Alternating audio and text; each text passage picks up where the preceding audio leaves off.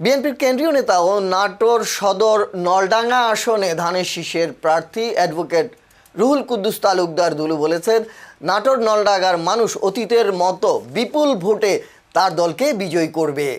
বৃহস্পতিবার 22 জানুয়ারি নাটোর সদরের চাঁদনী ইউনিয়ন দিয়ার বাজার থেকে নির্বাচনী প্রচারণা কার্যক্রমের উদ্বোধনী অনুষ্ঠানে তিনি এই কথা বলেন।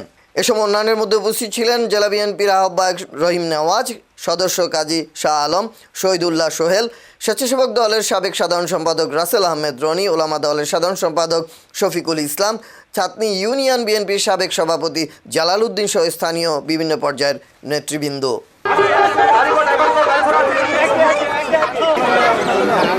আপনারা সবাই বসে থাকুন, আপনাদের কাছে রাস্তা পৌঁছে যাবে, আপনারা কেউ ঘোরাঘুরি করবেন না। ইতিপূর্বে আমি এই নাটোর সদর থেকে 2-3 বার এমপি নির্বাচন অংশগ্রহণ করেছিলাম।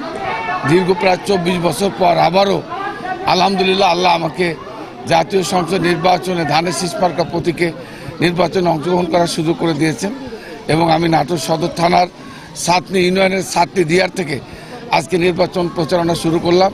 আমি আশা করছি আগামী ফেব্রুয়ারি 2026 যে নির্বাচন অনুষ্ঠিত হতে যাচ্ছে সেই নির্বাচনে নাটোর নলডাঙ্গা উপজেলার মানুষ ইতিপূর্বে যেভাবে বিপুল ভোটে আমাকে নির্বাচিত করেছে, আমি আশা করি আগামী জাতীয় সংসদ নির্বাচনে ঠিক একইভাবে বিপুল ভোটের মাধ্যমে আমাকে ধানের শীষ তারেক রহমান নেতৃত্বে বিএনপির প্রার্থী হিসাবে আমাকে আবারও নির্বাচিত করবে বলে আমি প্রত্যাশা।